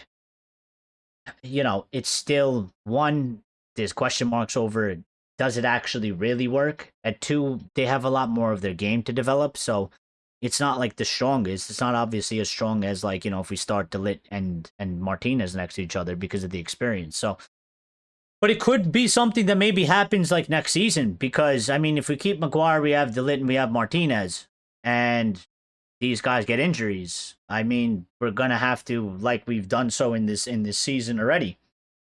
We're gonna need Euro, and we're gonna need Heaven. And we might find ourselves in a situation where they just by default have to be sort of the starting center backs and the starting center back partnership.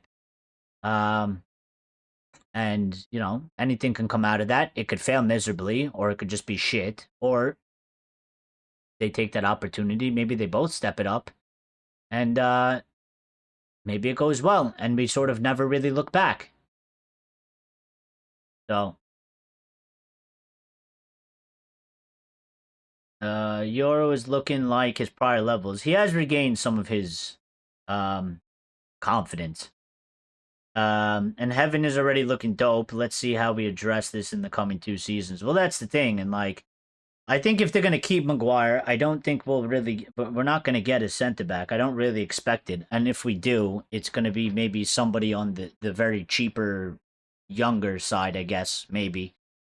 Um, you know, but I think the fact that they're looking to keep Maguire, I think kind of just says like, yeah, we don't really we're not really going to be able to address that area, and you know, we could you know, with what we have, and only they know the full picture. I mean, because we don't know like what is the consensus really on like Delit's sort of injury proneness or Martinez.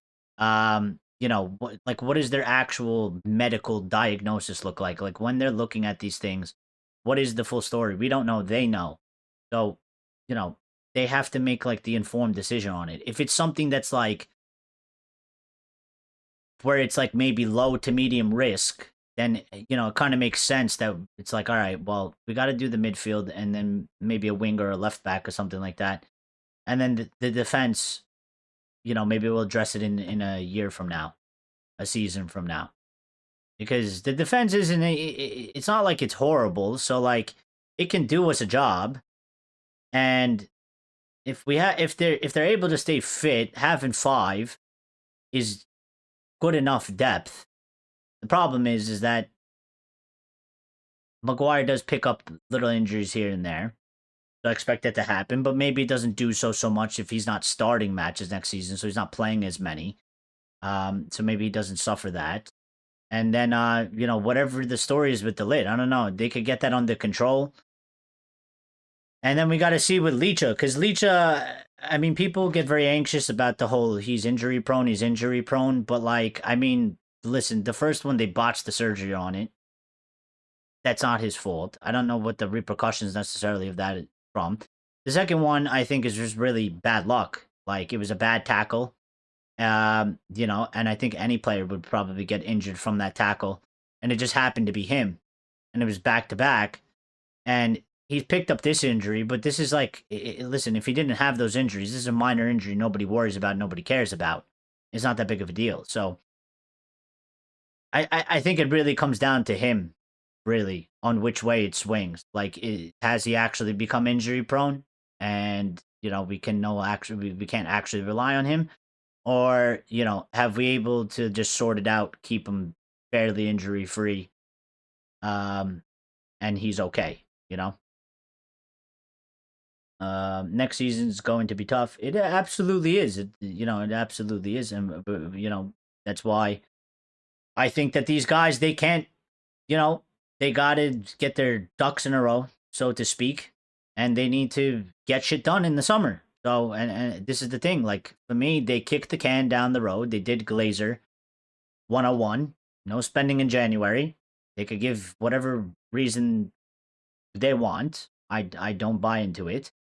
But I think that's just following the standard of they still operate fairly like a business.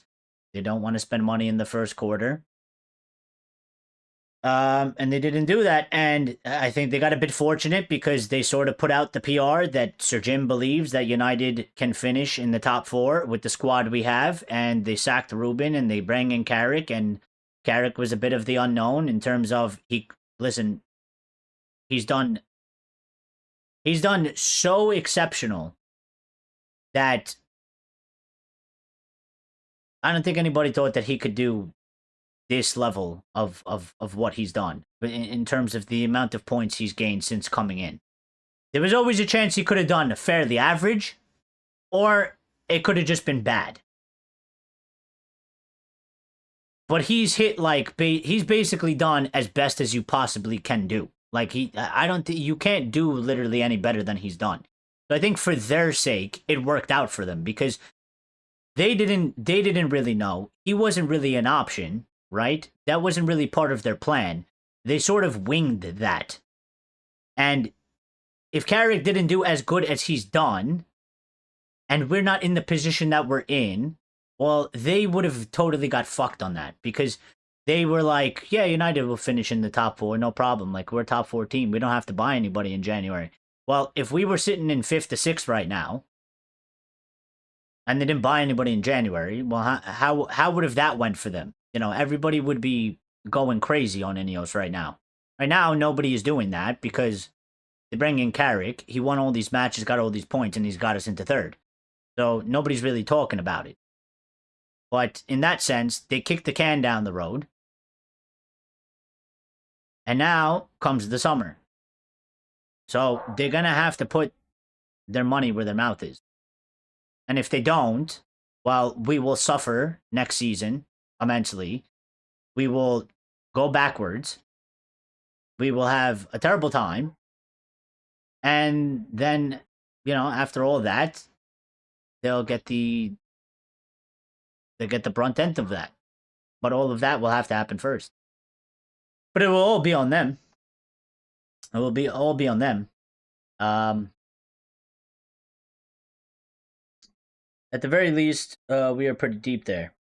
My concern is some people are just prone to injuries no matter what, no matter where they occur. They are. That's sort of that's what injury prone is supposed to be. Is that like, I don't know, you ever had like a friend or somebody in your life that sort of just is like a bit clumsy and they just always seem to like, you know, somehow hurt themselves, like they walk into things, they like bruise themselves. That's what that's supposed to be. Like the term injury prone, in some extent, I guess in the modern day, you know, on the internet and stuff, it's taken like a life on its own a bit because it's sort of this buzzword that like, you know, if a player gets like an injury or two or whatever, like everybody just says, oh, he's injury prone, But like injury prone is literally like, it's literally like, you know, you pull your hamstring and then you fuck up your knee. And then like after you recover from that, you'll like, you know, pull your shoulder or you like dislocate your shoulder. And then like, you know, you'll pull your groin or something. Like you're just constantly getting like a bunch of different injuries. Like every fucking so often, as much as often as possible. There's also the fact that like if you have one bad injury, it's a reoccurring injury, which then leads you to sort of being injury prone in that sense because it's an injury that you keep that keeps reoccurring, that doesn't go away, that you can't seem to not you can't overcome, you know. But that doesn't really happen too much.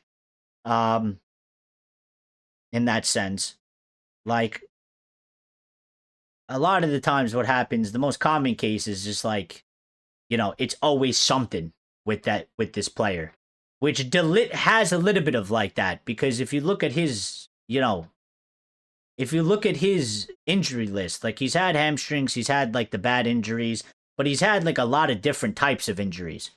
So for me, De Ligt is the one that worries me the most. You know, Lizandro worries me a little bit, but I still am very hopeful for him. And Maguire is he's just old. So like, you know, I expect him to like, maybe he pulls up with like a hamstring and you know, and he's gone for like 2-3 weeks or something like that. That's sort of to be expected to a certain degree, especially if you're going to play him a lot, you know? But De Ligt is the one that worries me because he had, I forgot what injury he had last season, but this injury is new. This is a back injury. I don't think he's really had a back injury, and he can't seem to overcome it as well. It was supposed to be a 2-week thing. It's turned into 3 months. You know, that's a very big worry for me. And it's upsetting because I like him a lot as a player. I rate him. I think he's very good. And it's very sad if we have to sort of move on from him because he is somebody that we can't rely on because he's become injury prone. You know, Mount is injury prone because Mount gets a different injury like, you know, every couple of weeks. And probably Luke Shaw as well. Like, Luke Shaw always gets some injury. It's never the same injury, but he just gets an injury. And then he's out and he's gone. Except for this season, somehow. But we will be lucky to be top 4 next season. You can do better against 10 men Newcastle. Well, I think it depends. I think it depends how the transfer window goes, Chad. I think it does, and this is what I'm saying. I think there's an opportunity to sort of capitalize if we can make some good signings and make some good moves, and we could sell the project, okay? And they're like sort of on top of their game. I think we can sort of stabilize ourselves. It's going to be tough. We're going to play a lot more matches, but if you bring in the proper players and have a proper depth, it's doable. It's doable. If you fall short in that aspect, then I think we will fall short. And then we're going to struggle. So, you know, we always come to like the transfer window and say this is United's most important transfer window, but I think that this one genuinely is like, you know, it's not a buzzword, it's not a catchphrase. It is very important because it's sort of, we're sort of hanging in the balance of just being a team that's like very all over the place in terms of you finish 8th, you finish 15th. Now we're going to finish 3rd. Now we're going to go back into a competition. Well, you know, what are we going to do? Are we going to secure ourselves as a team that's going to finish in the top 4 back-to-back seasons? Or are we going to drop off and finish like 6th again, go back into the Europa League and sort of go back into a struggling position again? That's my point. If you look at the Litz record, it's tons of different things. Yeah, and so it is a bit of a concern there. So, but we'll see. I mean, listen, I don't know. I mean, sometimes I'm not a medical expert, and, you know, listen, they are supposed to have state-of-the-art pretty much everything. I don't know, machines, personnel, you know, connections to the best doctors or whatever they are, specialists in the world and shit like that. So, you know, there's maybe things that they can do to improve his situation where he's not so much injury prone and mitigate that. But sometimes there's just nothing you can do. And if that's sort of the case, then we're going to have to, you know, ultimately move on from it. But I do think that we're gonna go through next season to find out, pretty much. So I think an interesting one as well is Lisandro Martinez, because his contract is sort of coming down to the end, and they got to make a decision on that ultimately at some point soon. Like, you know, not soon, but like soon, within like the next year. So I think it's going to be quite interesting for Lisandro, because I mean, if he sort of struggles with injuries, we might just either not renew it and let him go, or we might try and sell him in sort of his last year of his contract immediately. So, you know, I don't know how that's going to go. I think they do like him, and they would like to keep him, but they would be foolish enough to do so if there is an injury proneness concern. You know, that's another thing that our club has to figure out, that, yeah, keeping that player because you like him and you rate him doesn't outweigh the fact that they have injury problems, they're not going to be available, and they're going to leave the squad short. It also hurts them because they will miss games. They're not going to be match sharp. They're going to be rusty. They're not going to be fit. So even when we get them back, they're not fully up to speed. They're behind everybody else. And we can't be having that when we're trying to compete at the highest level, because other teams don't have that. Okay, especially like if you look at Arsenal, and to an extent City, okay, and even like Liverpool, they have extensive depth. So like, you're gonna get injuries. Players are gonna get injured. You're gonna play a shit ton of matches. You need the depth. Without the depth, you won't survive. So, you know, like Arsenal have handled it pretty well this season. They lost players along the way here and there. They were able to sort of fill the gaps. The players came back, and you know they're having the season that having. They have the depth and the quality in depth. We need that. Maguire is old and he is a massive fuck. Big dudes fall apart easily. Yeah, that's also another thing as well. That is true. That is true. You see that in, you know, there's examples all over in all different sports. Yeah, you know, Yao Ming was one. Didn't last very long, did he? Because of sort of the impact on his body, his knees and shit like that. Chad says injury prone equals Sean Mount. Yeah. The next manager is already fired at the dead man walking position. Well, I do agree with that to the extent of if the board, the hierarchy, don't do the job that is required of them to do. So, which I'm kind of I think it's 50-50. I don't fully trust them to do it, but they do have an opportunity to do it, and I think they have the means to do it to a certain degree if they want to, or if they can figure out how to do it. But ultimately, I mean, we'll find out once, you know, once all the decisions are made and we have sort of a clearer picture, then we'll be able to tell a lot more better. You know what I mean? Like when the summer window is done and it's shut and closed, and it's like, okay, this is our squad, and this is what we're looking at. Then it's like, okay, well, you know, are we fucked or are we not fucked based off of what we just did?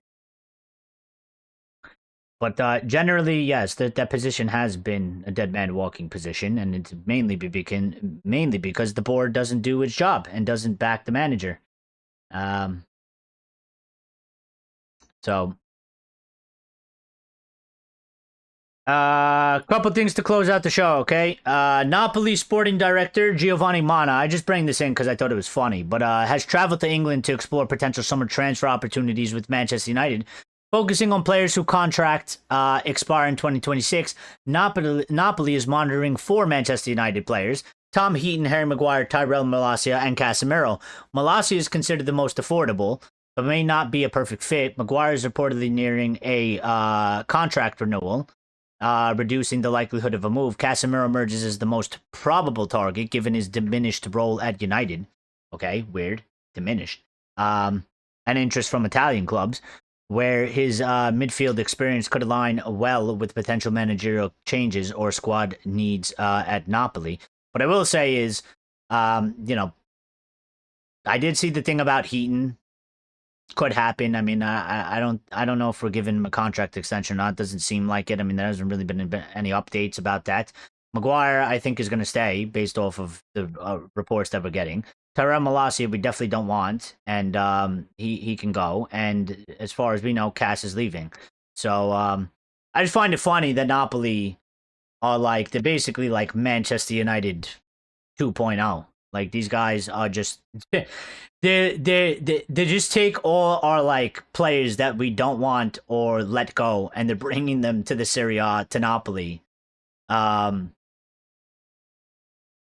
They're doing well there, but it's like, you know, it's just like, it's almost like we're their feeder club to a little bit of example, only that I view the Italian league as sort of like a retirement home. So, I mean, listen, for Cass, I think Cass could go to the Serie A and he could play for the next 3-4 years and he'll be top in the Serie A. Okay, I watched Henrik Mkhitaryan starting for Inter Milan at 39 years of age.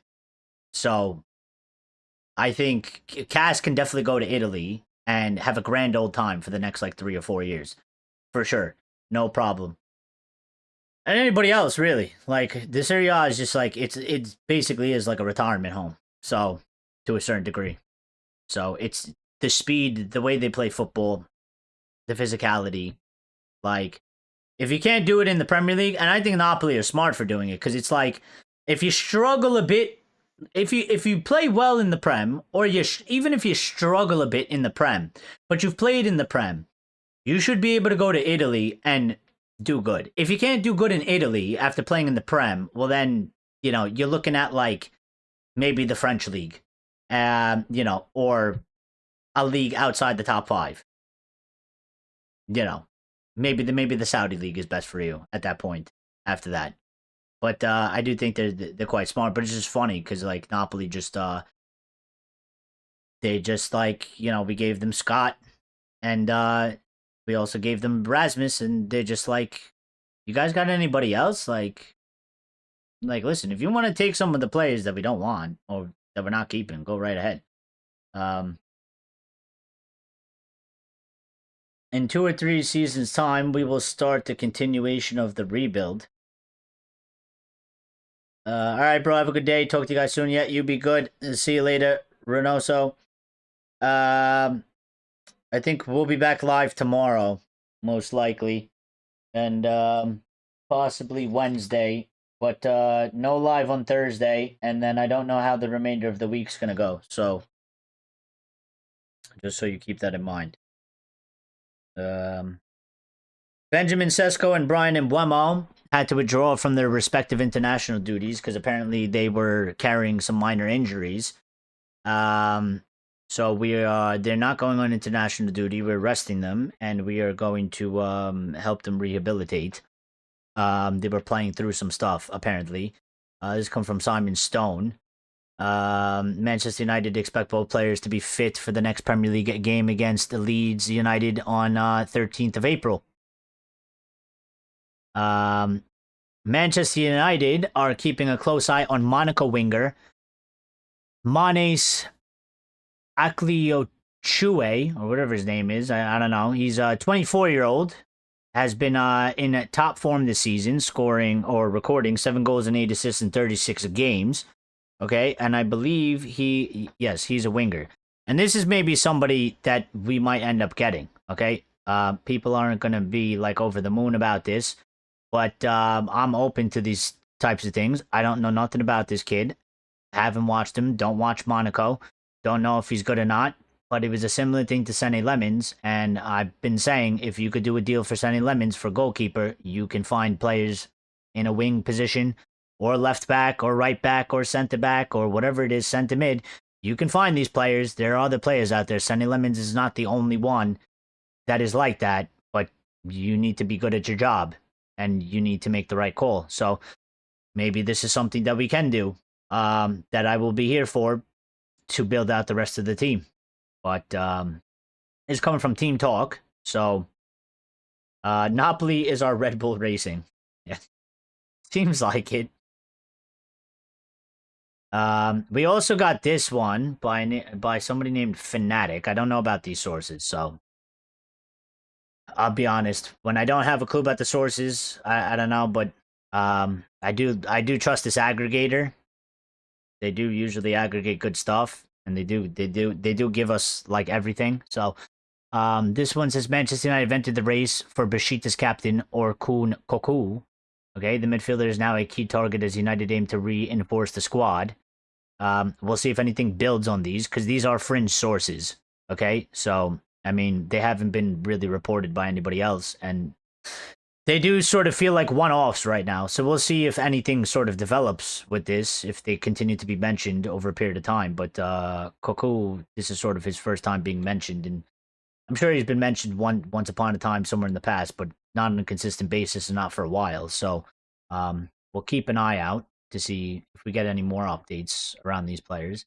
Miguel Delaney has given us an update saying Manchester United have Luis Enrique among their top managerial targets and are maintaining regular contact. While he's currently expected to stay and sign a new deal, he has not turned United down. I mean, it's a bit interesting because I don't feel like Luis Enrique is actually going to leave PSG. He sort of made comments that, you know, he's not really interested in doing so. And it doesn't look likely, but I mean, if it's true that he's at least keeping it open, maybe he's thinking about it in terms of maybe he does make a decision to leave later on, and maybe he hasn't decided. But I don't have too much hope in this. I kind of feel like he's gonna. I feel like the most probable outcome is he'll stay at PSG, he'll sign a new contract, and he'll just stay there for the foreseeable future. So, but obviously, if anything changes, we'll definitely know about it, and then we'll go from there. Andy Mitten on Carlos Baleba and Adam Wharton said Manchester United are still monitoring Baleba. I mean, what else are you gonna want us to do? He also said, as for Wharton, he's seen as a more realistic option, not from inside the club, but his situation fits with his agent based in Manchester and him being a Lancashire lad. Okay, Andy Minton. Well, that's really an opinion, I would say. That's not based off of really anything. You're just making sort of a guess on that. So, all right. I mean, we'll see. We'll see how that goes with those guys. Andy Minton also on Manchester United's interest in Sandro Tonali, saying United have scouted Tonali at Newcastle, but the club aren't willing to sell, so he needs to push hard for a move. There are also off-field concerns like his gambling history, which could make United cautious. Well, I did think about that once upon a time, but I don't know. We'll see. I think only, I don't know. I mean, Newcastle are going to drive a hard bargain anyway. So, I mean, they're obviously going to hold the stance that they're not willing to sell. I think, obviously, if Tonali says, I want to leave, they could try to keep him, but teams usually don't keep players that don't want to be part of the club. But I can also understand how they're not really willing to want to lose two top players in their midfield in one summer. So,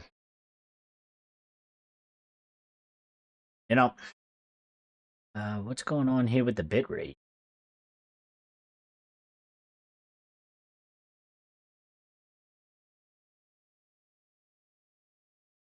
Oh.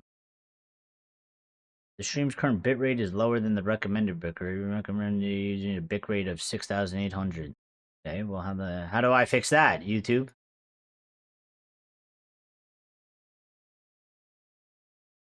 Something we'll deal with that for another show, I guess. But yeah, I think that's well, hold on, there might be like one or two more updates before we get out of here. Zinedine Zidane remains the clear favorite to become the next France head coach after the World Cup. Nothing signed, as Zizou wants to respect Deschamps, who will only leave the job at the end of July. Federation is also fully focused on World Cup 2026, but Zizou favored for the next chapter. So anybody that was open, Zidane might come to Manchester United once upon a time. Not happening. He's going to France. And will do so after this World Cup. Kind of makes sense because he's been out of the game for a while now, and he is French, and I do think he wants to try and win a World Cup.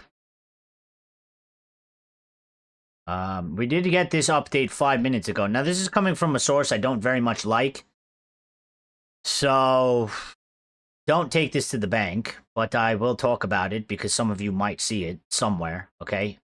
This comes from Indy Kyla, who I think is just, I don't know why they still use this guy as a source, but they are saying, or he is saying, that Bruno Guimarães has reportedly agreed personal terms with Manchester United. His representatives are now pushing United to reach a full agreement with Newcastle United. Deal now depends on club-to-club negotiations. I don't buy that. So, I don't buy that. If Fabrizio tells us something, or Laurie Whitwell, or James Ducker, then I'm all in. But coming from Indy Kyla, they're full of shit, pretty much. There is an update on De Zerbi. Okay, Roberto De Zerbi from Fabrizio Romano. Roberto De Zerbi has always been a main candidate for Tottenham job in the summer if Spurs stay in the Premier League. Top target, as always reported, since he left Olympique Marseille, with Pochettino another name on the shortlist. De Zerbi Spurs currently on a topic for June. So maybe we don't end up with Zerbi because maybe it goes to Spurs. I don't know if I want Spurs to get relegated or I want them to stay now. I would love for Spurs to get relegated because I think it would be hilarious. And I can laugh at all of them because I told them to enjoy that Europa League trophy. It's the only one that they're going to have. It's the only trophy that they're going to have for the next 57 years. If they get relegated, I'll laugh at their face because they laughed at us, even though we gifted it to them. And it was the shittest final we've ever seen two teams play. And they scored the shittest goal. So, but if they do stay in the Premier League, they could take De Zerbi. And I don't want De Zerbi as a manager. So, there's always that, I guess. There was another one or two before we went live, or while we were live, that sort of came into play here. And I don't know where it is.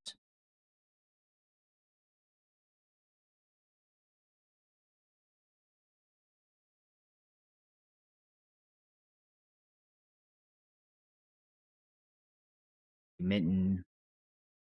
Robert Dorset Sky said Manchester United are yet to make contact with any external candidates for the head coach job beyond the summer. My understanding is that while United's hierarchy remain very tight-lipped, they feel there is no rush to make a decision. They don't want to disrupt the team doing very, very well under Michael Carrick as things stand. Jason Wilcox and Omar Barada, they're keeping their options open as they continue to do their due diligence on all of the candidates, with Carrick seemingly at the forefront right now. Well, I mean, it does make sense if Carrick is at sort of the top of the list. I think he's definitely put his name in the hat, at least to be picked. It does make sense. But I don't think I do agree that they definitely have not made a decision. I don't think they will yet. And still fairly open, but I'm sure once the season ends, that has to get sorted out probably as quickly as possible. So there shouldn't be too much of a delay after that. If they take a really long time, then I'll be concerned on what the fuck they're actually doing, because they had all this time to do all their homework now. So Laurie Whitwell on United's desire to keep Bruno Fernandes said, I'm told it's been made clear to him that the club wants him to stay. Will this lead to new contract talks? He currently has a year plus one left, meaning he could be at United until 2028, by which time he'd be nearing his mid-30s.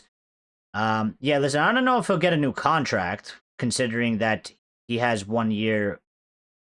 He has a year plus one left, so he has about 2 years, which would bring him to the end of 2028. I don't know if he'll necessarily get a new contract. Maybe they keep him for 1 more year.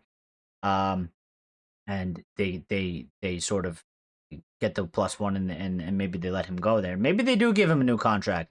But if they give him a new contract, it's going to be very sort of expensive. So,